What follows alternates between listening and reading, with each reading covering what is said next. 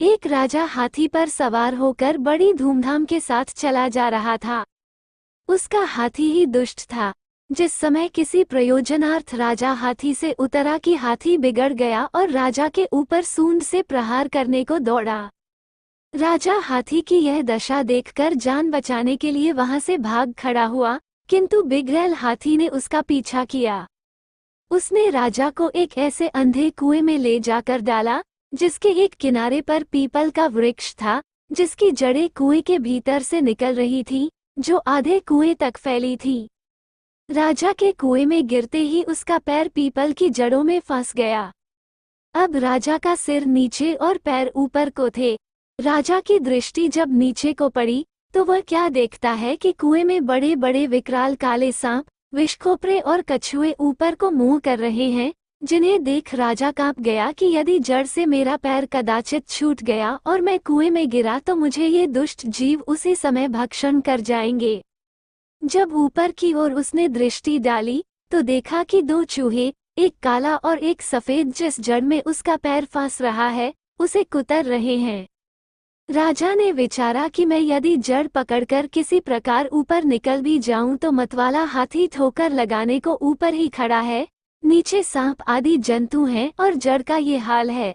राजा घोर विपत्ति में फंस गया।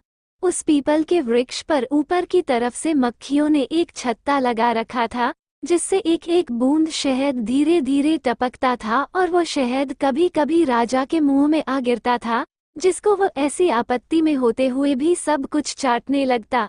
उसे इस बात का किंचित मात्र भी ध्यान न रहा कि इस जड़ के टूटते ही मेरी क्या दशा होगी।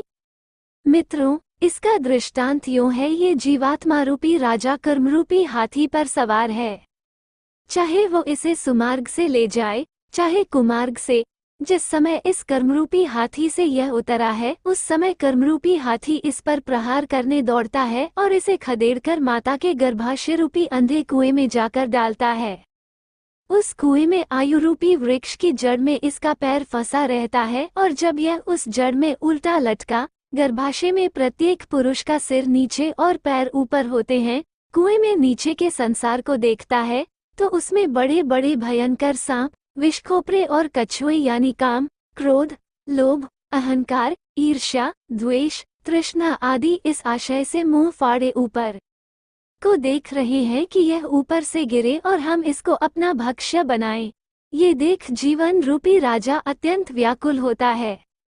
जब यह ऊपर की ओर दृष्टि डालता है तो इसी आयुरूपी जड़ को दो काले सफेद चूहे यानी सफेद चूहा दिन और काला चूहा रात, इसकी आयुरूपी जड़ जिसमें इसका पैर फंसा है, काट रहे हैं। और जब यह विचारता है कि यदि इस कुएं से मैं किसी प्रकार जड़ पकड़कर निकल जाऊं तो कर्मरूपी हाथी ठोकर लगाने को ऊपर खड़ा है।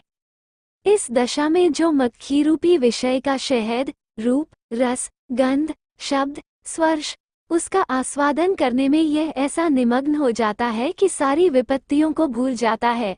इसे ये भी स्मरण नहीं रहता कि आयुरूपी जड़ अभी कटने वाली है, जिससे गिरकर मैं इन सर्प, कछुओं का भोजन बनूंगा। इसलिए हम क्यों न ऐसा कर्म करें कि जिससे हाथी खदेड़कर हमें गर्भाशय रूपी कुएं में न डाल पाए, अर्थात हम लोग ऐसे सत्य कर्म करें जिससे भयानक अंधे कुओं में न जाना पड़े और मोक्ष प्राप्त करें।